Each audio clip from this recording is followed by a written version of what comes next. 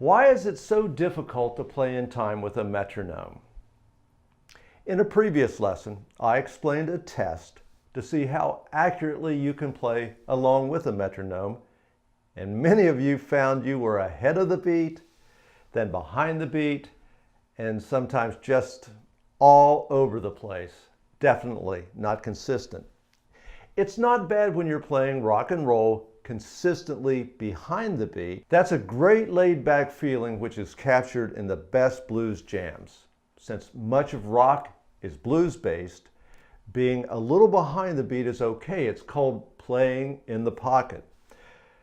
Part of the reason that we guitarists are behind the beat is we're supposed to be following the drummer. We take our cues from listening to the hi-hat, snare, and kick drum. You can't follow the drums if you're ahead of the beat. The reason that it's difficult to play with a metronome is it isn't rhythmic. It has the same rhythm as a ticking clock, which has no rhythmic feeling at all. A good drummer plays rhythmically. The musical term for this rhythm feel is swing instead of tick-tock, tick-tock. Swing has a feeling associated with it.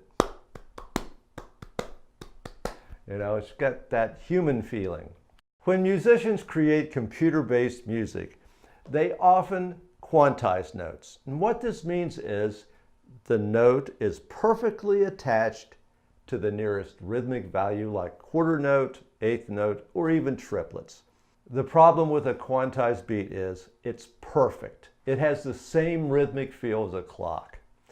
Years ago, I dated a dancer. She was listening to some of my computer-based music. I was writing a piece. Actually, I was writing the piece for my 1992 Complete Basic course. And as she was listening, she burst out laughing because she recognized how perfect and clock-like the music sounded. It had no rhythmic feeling.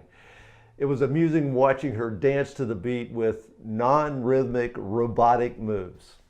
Most modern drum software is MIDI-based. MIDI doesn't record sound, it records information about a performance. MIDI can accurately capture timing, dynamics, and what note or instrument is being played. It captures everything about the performance aside from the sound. The MIDI information can be used to trigger samples of live drum sounds and can accurately reproduce much of the real performance. For this reason, I recommend for you to play along with MIDI-based drums when a real drummer isn't available. It's much easier to get into the rhythmic groove with the feel of a real drummer than to jam with a clock. Now for the playing part of this lesson. Exercise 1 is from my Speed and Accuracy program for lead guitar. Always remember, of the speed and accuracy, accuracy is more important than speed. If you work on accuracy over time, speed will follow. On the other hand, work on speed instead of accuracy and you'll quickly reach a plateau that's difficult to move beyond. The reason for this is accuracy is all about playing technique. Without proper technique, speed is impossible. So be patient with this one. Since I've been explaining scales in various box shapes, it's easy to start thinking of guitar sequences as all being vertical.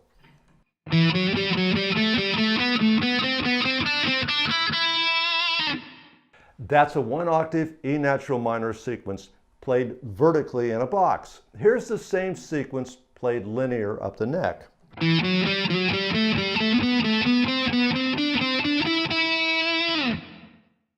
So you need to learn scales in both vertical and horizontal sequences. One thing that's great about a linear scale is it helps connect the boxes together. And it looks pretty cool working your way up the neck. Here's exercise 1 at normal speed with on-screen tab.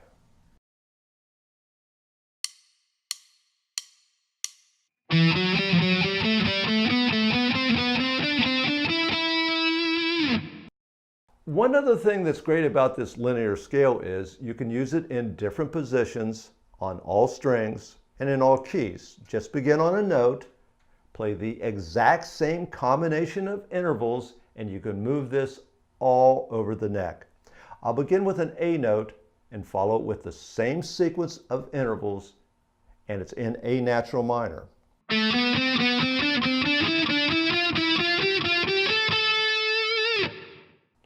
With exercise 2, we're continuing the back in time 5-note lead that was started last week. As you should remember, the entire lead is from the 5-note B.B. King blues box.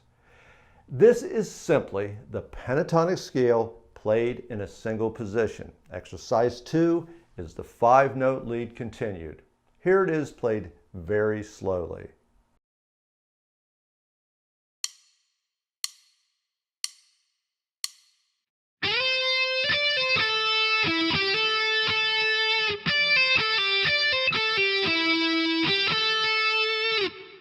Exercise 3 is the 5-note lead from Back in Time continued. Here it is played very slowly.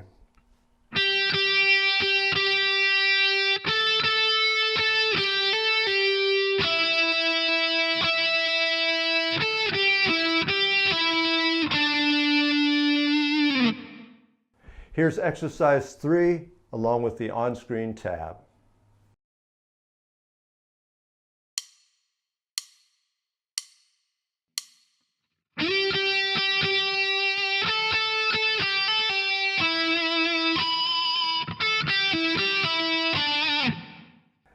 If you've been paying attention, you'll notice that the last note in exercise 3 isn't one of the 5 notes from the pattern.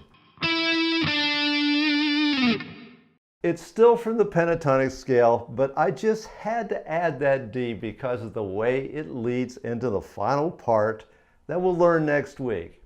It wasn't absolutely necessary, but melodically I couldn't resist. Exercise 4 is a review of the lead parts that you've learned to this point.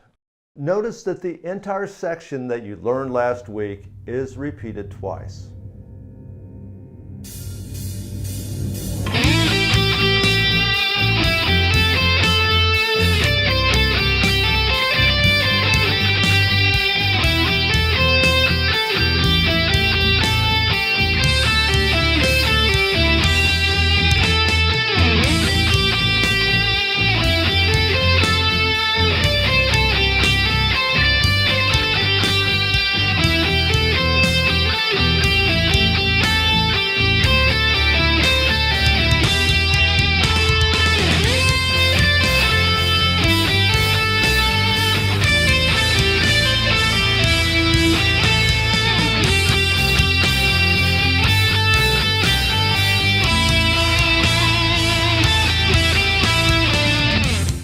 Next week, we'll complete the 5-note lead and play along with DJ Nelson's awesome backing track. See you then.